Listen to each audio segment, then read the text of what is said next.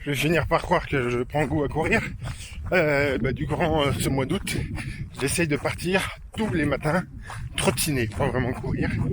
J'ai pas de programme, je me donne 3/4 d'heure. En 3/4 d'heure, ça me permet de faire une belle grimpette.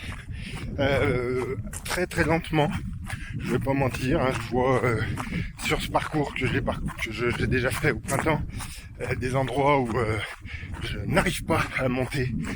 Je pars pas directement de la maison parce que la grimpette tout de suite après me casse les pattes, alors que je le faisais très bien au printemps. Donc la baisse de niveau elle est flagrante et ça remonte pas tout de suite. Et j'ai pas de programme de performance ou quoi que ce soit. Je pars sur cette grimpette pendant à peu près 25 minutes et après je redescends pendant à peu près 20 minutes et ça me fait mes 3/4 d'heure de sortie et c'est très bien comme ça. Ça fait, quand je dis essayer, c'est parce que j'y arrive pas tous les jours, tout simplement parce qu'il y a des jours où il y a l'orage, il y a des jours où on part faire une sortie en famille, il y a des jours où il faut préparer le repas, etc. Donc il n'y a pas forcément le temps qui me permette vraiment de partir, mais je m'y emploie du mieux que je peux. Au bout de 25 minutes de montée, ben voilà où j'arrive. 25 minutes pour sortir de la forêt et arriver sur un joli plateau sur lequel à pied on arrive à peu près en 35 minutes en marchant bien. Et de l'autre côté de ce plateau se situe ce que l'on appelle une pierre à cupule.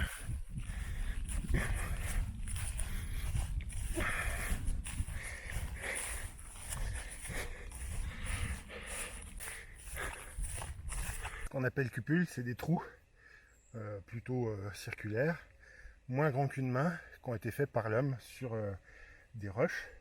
C'est ce qu'on a de plus druidique en pays de Savoie. On n'en trouve pas que en pays de Savoie, on en trouve dans tout le monde celte, et on n'a aucune trace de à quoi ça servait. Donc on pense que c'est druidique, si ça se trouve c'est juste le berger qui gardait son troupeau et qui s'emmerdait et qui a fait un tag à sa façon sur le rocher du coin. Il se trouve que c'est quand même en Savoie plutôt en haut d'un grand pré ou d'un plateau avec une source d'eau à proximité. Donc grossièrement on peut imaginer qu'on vient ici pour faire baptiser les troupeaux à la montée en alpage, mais j'en sais rien. Et puis baptiser c'est pas le terme qui convient parce qu'à l'époque ça correspond pas. Il n'y a aucune fouille archéologique qui a été menée par ici, mais il y a certains sites un peu plus importants, des sites cupulaires, hein, quand il y a beaucoup de pierres à cupule, où on a fait des fouilles et donc ça pourrait remonter au néolithique supérieur. Mais ça après, c'est de la supputation par rapport à ce qu'on trouve. Et donc il y a certains endroits, certains sites où si on met de l'eau tout en haut, on remplit la première cupule et après il y a tout un réseau qui fait que ça va remplir certaines cupules mais pas d'autres.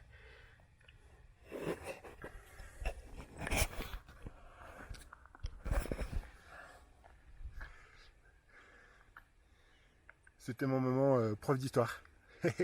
On repart parce que là je suis en haut mais maintenant il faut redescendre. Il y a une borne tout au fond de ce plateau mais je suis pas tout à fait sûr pourquoi donc je vais pas m'y aventurer. Est-ce que vous voyez au fond les animaux sauvages? Il y a une harde de chamois magnifique qu'on voit pas très bien parce que je suis loin et vu qu'ils m'ont déjà repéré je vais pas m'approcher parce que je vais pas les faire fuir. Voilà, je suis à 1000 même pas 1200 mètres d'altitude là. Alors aujourd'hui il y a des chamois, c'est chouette, ils sont en train de s'en aller. Mais normalement là on a un joli paysage de montagne. Forcément c'est toujours le jour où je pars courir avec la caméra qu'il fait mauvais, sinon c'est pas drôle. Voilà je triche, hein, je le filme dans la descente, parce que dans la montée je suis pas capable. C'est trop difficile. Il y a certains endroits dans la montée où je vais moins vite en essayant de trottiner que si j'essayais pas de trottiner et que je marchais simplement normalement à grandes enjambées. Mais bon, c'est pas le même effort. C'est étonnant, c'est bizarre, mais vu qu'après je continue et qu'avant j'ai déjà trottiné, je pense que c'est ça.